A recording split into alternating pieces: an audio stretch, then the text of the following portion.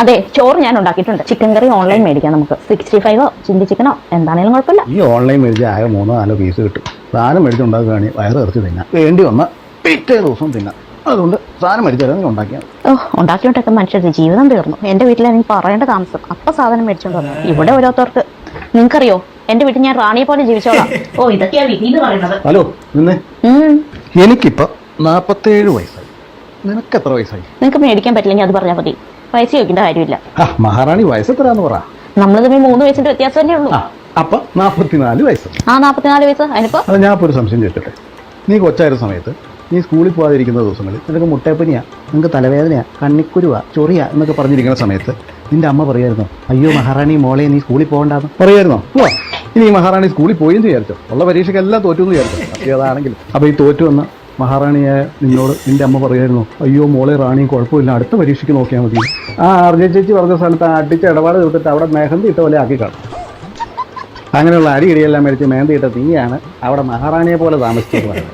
ശരിക്കും നിന്റെ കല്യാണം കഴിഞ്ഞതിന് ശേഷമാണ് നീ മഹാറാണി ആയത്. നിനക്ക് 44 വയസ്സായി എന്നല്ലേ പറഞ്ഞു. ഞാൻ ചോദിച്ചോട്ടെ, നിന്റെ ചെറുപ്പകാലത്ത് ഈ ചമ്മന്തി അരച്ചത് അമ്മിക്കല്ലിലല്ലേ? അല്ലേ നീ ദോശയും ഇഡലിയൊക്കെ തിന്നോണ്ടിരുന്ന് ആട്ടുകല്ലിന്റെ അരച്ചല്ലേ അല്ലേ? റാണി പറ, താഴ്ത്തോക്കണ്ട് പറ. പുട്ടും ഇടിയപ്പം ഒക്കെ തിന്നത് ഒരലിട്ട് കുത്തി അരി പൊടിച്ചിട്ടല്ലേ? ഇതൊക്കെ ചെയ്ത് വളർന്ന് നീ അവിടെ റാണിയെ പോലെ.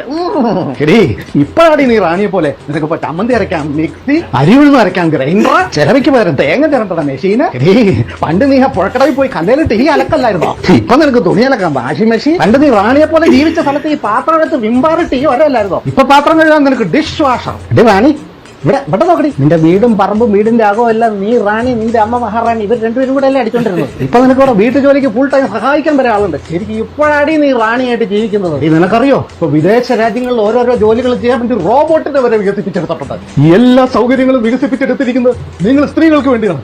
ഞങ്ങളുടെ പുരുഷന്മാരുടെ കാര്യം നിനക്കറിയാമോ, കല്യാണത്തിന് മുമ്പ് ഞങ്ങളൊക്കെ രാജാക്കന്മാരെ പോലെയായിരുന്നു. എപ്പോ വരുന്നു, എപ്പോ പോകുന്നു, എങ്ങോട്ട് പോകുന്നു, എന്തിനു പോകുന്നു, ഇതൊന്നും ചോദിക്കാൻ ഒരാളും ഉണ്ടായിരുന്നു. ഇപ്പൊ അതിന് പകരം കൂടി പറഞ്ഞു മനുഷ്യന്റെ ഇടപാട് തീർന്നു. എങ്ങോട്ട് പോണു, എപ്പോ വരും, ആര് വിളിച്ചു, എന്തിനു വിളിച്ചു.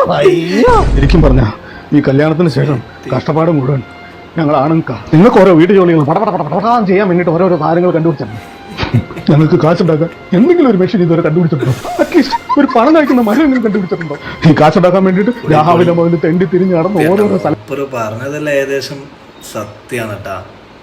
ഓളിനി റാണി എന്ന് പറഞ്ഞൊരു വാക്കും അറിയില്ല, പക്ഷെ ശരിക്കും മൂപ്പ് പറഞ്ഞ സത്യമാണ്. ആൺകുട്ടികൾക്കൊന്നും കണ്ടുപിടിച്ചിട്ടില്ല. എല്ലാം പെൺപിള്ളേർക്ക് വാഷിംഗ് മെഷീൻ ആയിക്കോട്ടെ, മിക്സി ആയിക്കോട്ടെ, എല്ലാം